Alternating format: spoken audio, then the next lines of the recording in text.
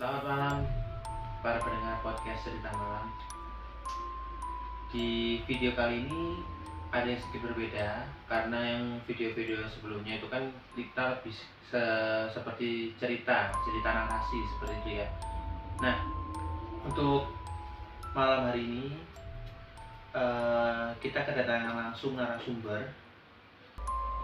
Beliau akan menceritakan mengenai pengalaman pribadi beliau sewaktu beliau duduk di bangku kuliah. Oke, teman-teman, di sebelah saya di sini sudah kedatangan narasumber. Kebetulan beliau ini juga masih saudara dengan saya. Oke, langsung aja ke ceritanya. Ini cerita mulai berawal waktu liburan waktu kuliah. Selama 3 hari di kota B. Perjalanannya itu naik motor bareng-bareng sama orang-orang boncengan. Pada waktu itu masih trending klub motor lah. Sorry, ini SMA ya? SMA? Kuliah. Kuliah. Oke. Waktu itu sama temen sebangku sebayaku. Sama-sama ada cowok ada cewek, tapi kebanyakan ceweknya hanya 4 orang. Aku, temenku, sama 2 cewek yang lainnya bagian memasak. Ini perjalanannya ini menuju ke pantai daerah selatan di kota B di Jawa Timur ya, mungkin ada yang tahu juga. Dan ini pantainya masih belum terjamah, orang-orang masih asri lah seperti. Belum ada kayak namanya tempat-tempat warung-warung, belum ada, masih asri, masih virgin pantainya. Perjalanan ke sana baik-baik aja pada waktu itu. Pagi. Jalan. Pagi jam 10 pagi sampai sana jam 1 siang. Perjalanan lancar, nggak ada apa-apa, cuma mungkin ada insiden dikit lah gara-gara hujan. Dah selesai, kita foto-foto, berenang, dah selesai. Pas kejadian pulang, mulai dari kejadian kita mulai bilas, ganti baju itu mulai sudah horor. Sudah mulai maghrib itu? Belum, menjelang sore, 4:30 sore.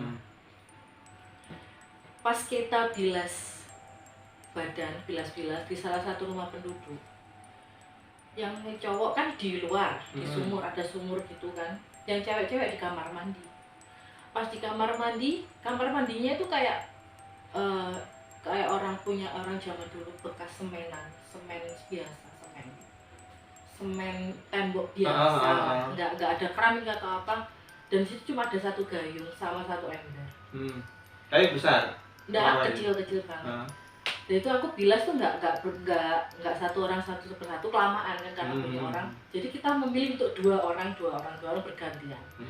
Pas waktu itu, pas mulai aku dulu ini yang bilas. Temenku bilang, ada yang ketuk pintu. Iya, sik yo rek, bahasa Jawanya bentar ya. Tapi yang ketuk pintu nggak bisa sabaran, tetap dodor, tapi nggak ada suara. Oh, cuma suara ketukan toh? Ketukan tapi intens, dodor. Iki sopo sih rek? Nah, iki siapa ya? Kita buka, orang kita masih pakai baju, cuma bilasan tapi pakai baju. Dibuka nggak ada orang. Terus aku bilang, gue cowok jo iseng po sih lah. Yang di sumur opo? Gak ono sing nanggone jeding. Loh, kondisinya dari sumur ke kamar mandi jauh? Dekat, sekitar 3 meteran. Kamar mandi di luar? Kamar mandi di dalam, ya di luar rumah, cuma belakangnya kamar mandi itu sumur. Nah, dari sumur itu yang mandi itu cowok-cowok itu rame-rame. Nggak pakai, itu hanya dada lah sih. Lah, sedangkan aku sama temanku itu dalam kamar mandi, herannya karena apa? Pintunya itu sebelah timur, sedangkan sumurnya itu sebelah selatan. Lumayan letter L gitu lah, letter L. Dan kalau misalnya ada orang yang ketuk pintu, kita harusnya juga tahu kepalanya atau kaki, karena cuma segini, nggak sampai cuma segini seleher lah ya, enggak ya segini lah. Terus bawahnya itu masih kelihatan semata kaki. Kalau misalnya ada orang ketuk pintu kan pasti kita tahu. Itu nggak ada. Di situ pertama. Kedua, setelah bilas kita memilih untuk ganti baju di rumah salah satu penduduk. Katanya, Mbak, kalau pulang jangan malam-malam. Usahakan sebelum maghrib harus sudah meninggalkan pantai. Nggak tahu alasannya kenapa, karena itu mungkin ya posisi pantainya masih asli. Terus nomor 2 itu apa namanya, mungkin ya soalnya kan di sana nggak ada alat modern, rumah keramik pun nggak ada. Oh, ya itu posisi rumah penduduk sama bibir pantai jauh dekat. Jauh, sekitar 2 kilo. Wah, 2 kilo. Kita parkirnya di rumah penduduk, jalan ke pantai sekitar 2 kiloan. Oh, jalan. Lah itu langsung apa namanya, lantainya bukan lantai apa ya, bukan tanah, sudah apa ya, pasir pantai sampai ke pantai. Jaraknya jauh, masih asri. Mungkin kalau sekarang mungkin sudah dijamah orang mungkin ya. Itu waktu itu masih tahun 2011. Oh, sudah berapa tahun, 11 tahun yang lalu. Nah, setelah itu kita lanjut lagi perjalanan pulang. Mulai di perjalanan pulang yang belum maghrib berarti ya? Belum, jam 5 sore. Jam 5 sore itu jam baru 5 sore baru berangkat dari rumah penduduk tadi. Iya, dari rumah penduduk menuju ke sini, ke rumah. Waktu perjalanan kan mau lokasinya itu posisi pantai sama kota jarak kota B itu melewati gunung. Lumayan, gunung sama bukit. Mungkin ada yang tahu, mungkin teman-temanku ada yang lihat sekarang, mungkin ya wah ini pengalaman, karena ini yang mengalami ada 25 orang dan semua itu tahu semua. Tahu semua kejadian itu dan aku mengalaminya sendiri. Perjalanan pulang melewati bukit, yang perempuan duluan, yang belakang laki-laki. Entah kenapa pas pertengahan perjalanan menuju pulang, kita merasakan sesuatu yang aneh.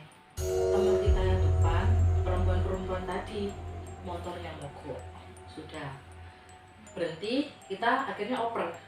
Yang cewek jadi dibonceng cowok-cowok. Jadi cewek. 4 orang ganti, termasuk saya, dibonceng sama temanku cowok. Udah sampai mau ke perjalanan pulang ke rumah, itu kan kita melewati candi.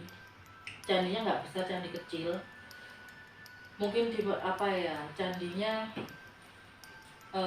ikon desa. Sebelum candi itu ada musola kecil. Kita berhenti di situ karena sudah memasuki maghrib. Kita sudah selesai, capek, ada yang sholat, ada yang istirahat, ada yang basuh muka, entah cuci tangan atau cuci kaki. Nah, di sini ada kejadian janggal, juga ada bukti fotonya.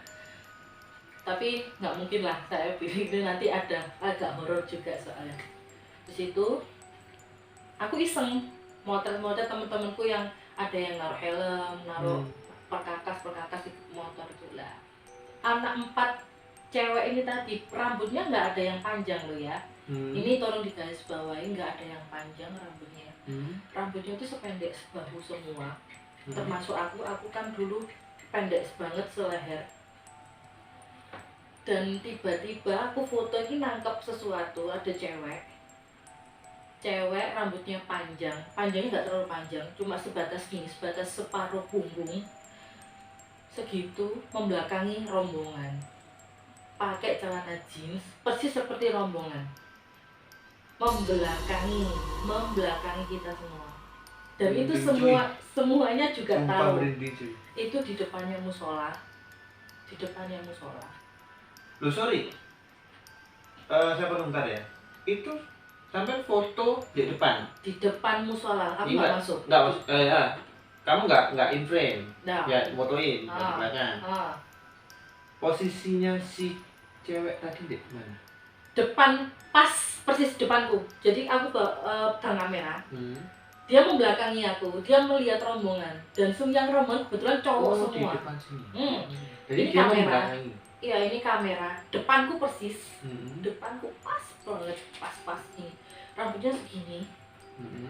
Nggak ada mukanya, cuma dia melihat ke rombongan.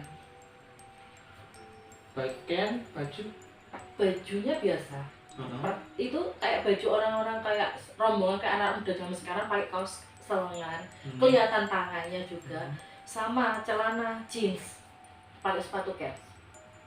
Tapi membelakang kita tanda garis bawah ya. Kita rombongan 4 cewek, rambutnya sebahu semua, nggak ada yang panjang.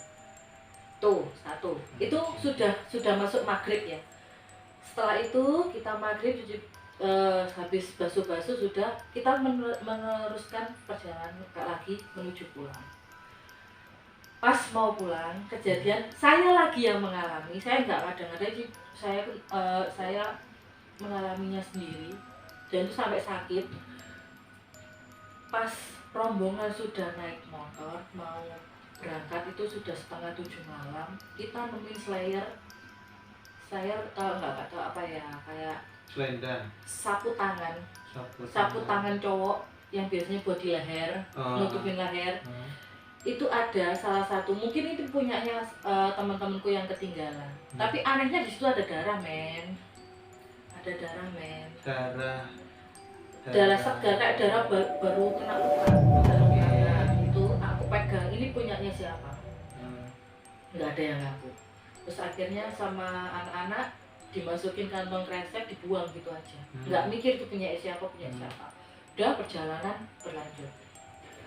Setelah melewati candi, kita melewati jalan lahar. Pasti tahu ini. Istilah jalan lahar ini pasti tahu. Di Jawa Timur yang sering berpetualang pasti tahu jalan lahar menuju Kota B ini pasti tahu. Melewati jalan lahar ini temenku yang memboncengiku bilang, "Mbak, itu di depan itu sopo sih Mas?